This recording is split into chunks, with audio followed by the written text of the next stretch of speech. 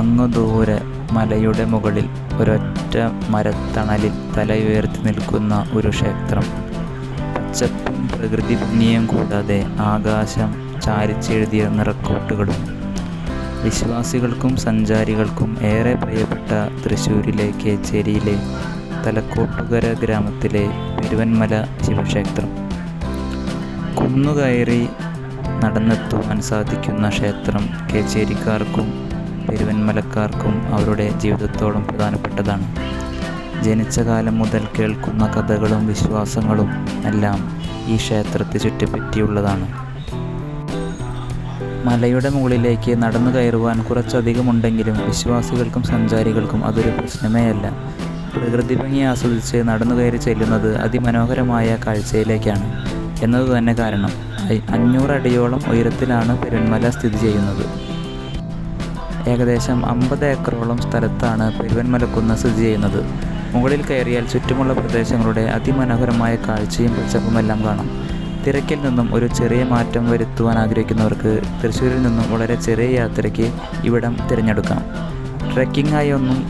Trekking ചെയ്യുന്ന അത്രയുമൊന്നും ഇല്ലെങ്കിലും കുന്നിന് മുകളിലേക്കുള്ള കയറ്റം വളരെ രസകരമായ ഒരു അനുഭവമായിരിക്കും. ഏതു സീസണിലും അതിമനോഹരമായ കാഴ്ചകളാണ് പെരുവന്മലയുടെ പ്രത്യേകത. സമീപപ്രദേശങ്ങളുടെ എല്ലാം ഭംഗി സൂര്യാസ്തമയവും ഈ കുന്നിൻ മുകളിൽ നിന്നും ആസ്വദിക്കാം. തൃശ്ശൂർ, കുന്നംകുളം, വടക്കാഞ്ചേരി തുടങ്ങിയ സ്ഥലങ്ങളുടെ കാഴ്ചയും ഇവിടെ നിന്ന് നമുക്ക് ആസ്വദിക്കാം. വിശ്വാസങ്ങളാൽ സമ്പന്നമായ അപൂർവ ശിവക്ഷേത്രമാണ് പെരുവന്മല ശിവക്ഷേത്രം. പെരുവന്മല ക്ഷേത്രം എന്നതിനും പേരുണ്ട്. അതിപുരാതനമാണ് ഈ ക്ഷേത്രം എന്നതാണ് വിശ്വാസം.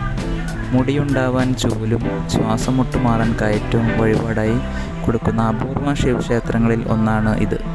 ക്ഷേത്രത്തിൻ്റെ ചരിത്രം അത്രയൊന്നും ലഭ്യമല്ലെങ്കിലും നാട്ടുവിശ്വാസങ്ങളുടെ ഭാഗമാണിത്. ഒരൊറ്റ ദിവസം കൊണ്ടുണ്ടായ മലയാണിത് എന്നാണ് ഇവിടുത്തെ വിശ്വാസങ്ങൾ പറയുന്നത്. ഇതുകൂടാതെ ക്ഷേത്രത്തിനുള്ളിലെ കുളത്തിലെ വെള്ളം ഒരിക്കലും വറ്റില്ലത്രേ. കഠിന വേനലിൽ പോലും ഇവിടെ ജലത്തിനു ക്ഷാമം അനുഭവപ്പെടാറില്ല. കിണർ ഗംഗാ നദിയുടെ സാന്നിധ്യമാണ് ഇതിന് കാരണമെന്നാണ് വിശ്വാസം. ക്ഷേത്രത്തിന് സമീപം നിൽക്കുന്ന ഒറ്റ മരമാണ് ഇവിടുത്തെ പ്രധാന ആകർഷണം. ആലും മാവും കൂടിച്ചേർന്ന ആത്മാവ് ആണ് ഇവിടെയുള്ളത്. കേച്ചേരിയിൽ നിന്ന് വടക്കാഞ്ചേരി പോകുന്ന വഴിയും കൈപ്പറമ്പ് കഴിഞ്ഞ് മഴുവഞ്ചേരി എന്ന സ്ഥലത്ത് നിന്ന് വലത്തേക്കുള്ള വഴിയിലൂടെ പോയാലും പെരുവന്മല ക്ഷേത്രത്തിലെത്താം. കുന്നിൻ മുകളിലേക്ക് നടന്നു കയറുന്നതായിരിക്കും കൂടുതൽ കാഴ്ചകൾ ആസ്വദിക്കാൻ നല്ലത്. തൃശ്ശൂർ കുന്നംകുളം റൂട്ടിൽ 16 കിലോമീറ്ററും കേച്ചേരിയിൽ നിന്നും 1 കിലോമീറ്ററുമാണ് ക്ഷേത്രത്തിലേക്കുള്ള ദൂരം. കുന്നിൻ മുകളിലേക്ക് വരുന്നതിന് പ്രധാനമായും 3 വഴികളാണ് ഞങ്ങൾ കണ്ടത്. കുന്നിൻ മുകളിലെത്തിയാൽ നമുക്ക് വിശാലമായ ഒരു പുൽത്തകിടിയും അതുപോലെ കുറേ പാറക്കൂട്ടങ്ങളും നമുക്ക് കാണാൻ സാധിക്കും. ഞങ്ങളതിലൂടെ കുറേ നേരം നടന്ന ശേഷം ഒരു പാറയുടെ മേൽ വിശ്രമിക്കാനിരുന്നു. തുടർന്ന് അസ്തമയവും ഞങ്ങൾക്ക് കാണാനിടയായി. ഞാനും എൻ്റെ 3 കസിൻസുമാണ് ഈ പെരുവന്മലയ്ക്ക് പോയത്. വൈകിട്ടായിരുന്നു ഞങ്ങളുടെ യാത്ര.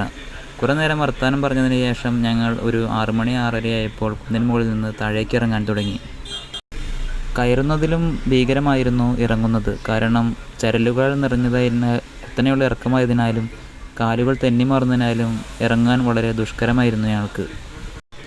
ഇറങ്ങുന്നതിനിടയിൽ എൻ്റെ കാല് വഴുതി ഞാൻ പെട്ടെന്ന് സ്ലിപ്പായി കുറച്ച് ദൂരം അങ്ങ് വീഴാൻ പോകുന്നത് പോലെയായി. പെട്ടെന്ന് തന്നെ കൂട്ടുകാരൻ പിടിച്ചതിനാൽ എൻ്റെ വീഴാനുള്ള ആ ഒരു അപകടം പെട്ടെന്ന് ഒഴിവാവുകയായിരുന്നു.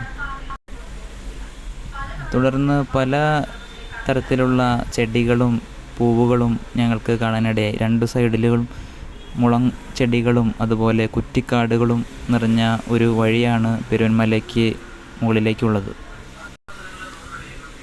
ഏകദേശം ഒരു 10-15 മിനിറ്റ് എടുത്തു കഴിഞ്ഞാൽ നമുക്ക് പെരുവന്മലയുടെ മുകളിൽ നടന്നു കയറാൻ കഴിയും.